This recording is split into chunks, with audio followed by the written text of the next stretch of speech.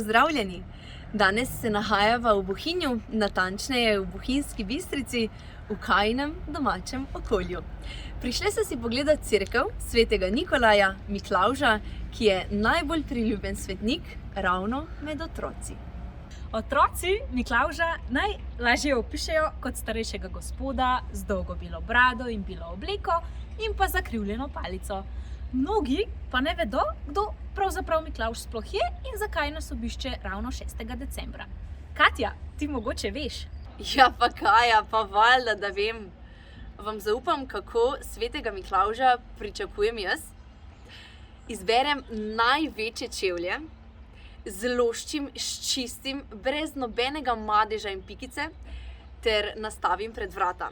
Zjutraj pa se zbudim prva in preverim, če je v škornju kakšna mandarina ali pa kakšna šiba. Zdaj pa dosti o Miklavžu, gremo si pogledat cerkev. Dobrodošli v župniji svetega Miklavža v Bohinjski Bistrici. Izvolite. V cerkvi imamo zavetnika svetega Miklavža in narisana tudi ena izmed njegovih upodobljena, ena izmed njegovih legend. Namreč, da je prišla lakota v njegovo mesto, obmorsko mesto, in mimo so prišle ladje, cesarske ladje, ki so prevažale žito. On je sicer prosil, če bi nekaj žita pustili oziroma da bi ga odkupil, pa niso sprva hoteli, nato jih je pa le prepričal, ker služabniki so se seveda, trgovci so se bali, da bi prišli brez popolnega tovora do cesarskega dvora. No in tako so res na koncu le oddali nekaj žita, so spekli kruh za vse mesto. Ko pa so potem prišli služabniki in tisto ladjeve do cesarskega dvora, so raztovorili ves tovar in ugotovili, da pravzaprav ničesar ne manjka, da je tovar popoln. Tako je ta upodobitev v naši cerkvi, kako sveti Miklavž deli kruh someščanom. Lepo pozdravljeni. Za začetek me zanima, koliko časa ste že duhovnik oziroma kako se je vaša duhovna pot sploh začela? Ja, duhovnik sem zdaj 20 let. 2002 je bila nova maša, tukaj v sosednji župniji Bohinjska Bela. Pot se je pa začela razmišljanje že sicer v osnovni šoli, potem sem hodil na Jesenice v gimnazijo, še malo, da sem bil še doma, nato pa v Lemenat sem šel po gimnaziji, po maturi.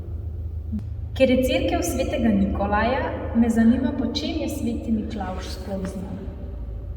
Znan je predvsem po dobrodelnosti, po zlatih jabolkih najboljš, ki so tudi njegovi atribut, se pravi tiste zlata jabolka, ki jih je dal za 3 neveste, ki se drugače ne bi mogle poročiti.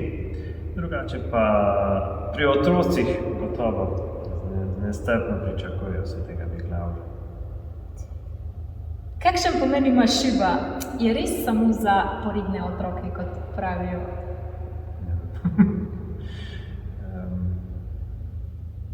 Šiba, ne vem, kako bi rekel, je kot opomin, bi rekel, za to, da se je potrebno malo poboljšati ali pa pomoč pri temu, da vzameš nekaj resno. Sicer pa mislim, da se vsak darila razveseli, ne toliko šibe. Kako pa se vi kot otrok spominjate svetega Miklavža? Vam še danes mogoče prinese kakšno darilo? Tudi prinese darilo. Vsako leto. Najbolj se pa spominjam pravzaprav tistih dni pričakovanja svetega Miklavža, ko smo doma molili in prosili za darila. In vsak večer pred svetim Miklavžem, ko smo molili, je priletelo skozi vrata kakšen bobon ali kaj takega. Tega smo zelo veseli, potem pa darila še veliko bolj. Midve smo imeli spet en lušten dan, izvedeli sva ogromno novih stvari.